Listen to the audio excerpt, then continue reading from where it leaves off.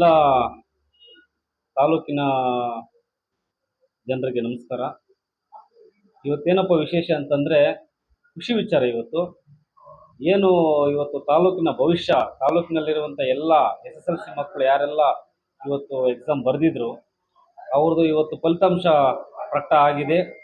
ನಮ್ಮ ಇಡೀ ಕರ್ನಾಟಕ ರಾಜ್ಯಾದ್ಯಂತ ಇವತ್ತು ಫಲಿತಾಂಶ ಪ್ರಕಟಣೆ ಆಗಿದೆ.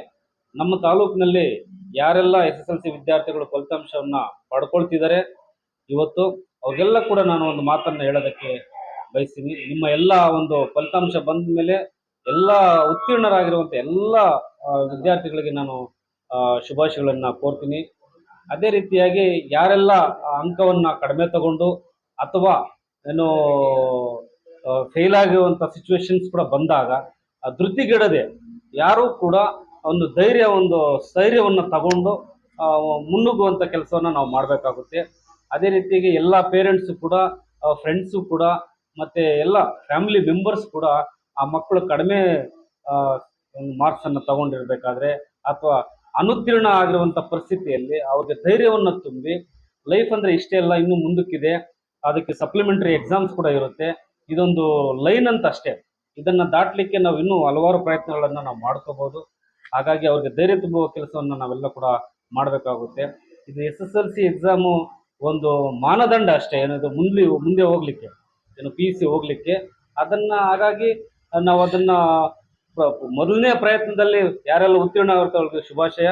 ಹಾಗೂ ಅನುತ್ತೀರ್ಣರಾದವರು ಧೃತಿಗಿಡದೆ ಮಾನಸಿಕವಾಗಿ ತೊಂದರೆಗೆ ಒಳಗಾಗದೆ ಅವರು ಆತ್ಮಸ್ಥೈರ್ಯವನ್ನು ತಗೊಂಡು ಮತ್ತೊಮ್ಮೆ ಎಕ್ಸಾಮನ್ನು ಫೇಸ್ ಮಾಡಿ ಮತ್ತು ಚಾಲೆಂಜಸ್ಸನ್ನು ತಗೊಂಡು ಮುಂದೆ ಬರಬೇಕಾಗುತ್ತೆ.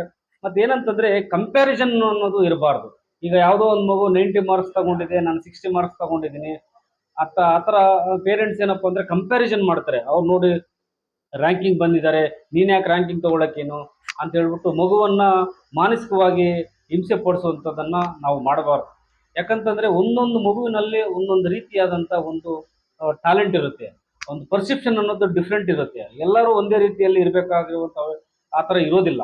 ಸೊ ಹಾಗಾಗಿ ಒಬ್ಬೊಬ್ರಿಗೆ ಒಂದೊಂದು ಟ್ಯಾಲೆಂಟ್ ಇರೋದ್ರಿಂದ ಪ್ರತಿಯೊಂದು ಟ್ಯಾಲೆಂಟ್ನ ನಾವು ಎನ್ಕರೇಜ್ ಮಾಡಬೇಕಾಗುತ್ತೆ, ಧೈರ್ಯ ತುಂಬಬೇಕಾಗುತ್ತೆ.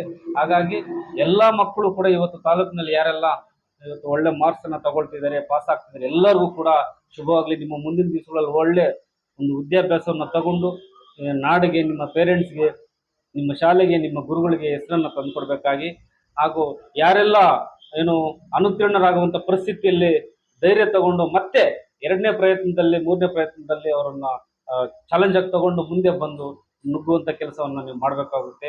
ಚಾಲೆಂಜಸ್ ಇದ್ದೇ ಇರುತ್ತೆ, ರಿಸ್ಕಿ ಇದ್ರೇ ಮುಂದೆ ಸುಖ ಇರುತ್ತೆ ಅಂತ ಹೇಳ್ತಾ, ಎಲ್ಲ ತಾಲೂಕಿನ ವಿದ್ಯಾರ್ಥಿಗಳು SSLC ಎಕ್ಸಾಮ್ ಬರೆದಂಥ ಎಲ್ಲ ವಿದ್ಯಾರ್ಥಿಗಳು ಒಳ್ಳೆಯದಾಗಲಿ, ನಿಮ್ಮ ಒಳ್ಳೆಯ ಉತ್ತೀರ್ಣರಾಗ್ರಿ ಅಂತ ಹೇಳ್ಬಿಟ್ಟು ನಾನು ಬಯಸ್ತಾ ನನ್ನ ಮಾತನ್ನು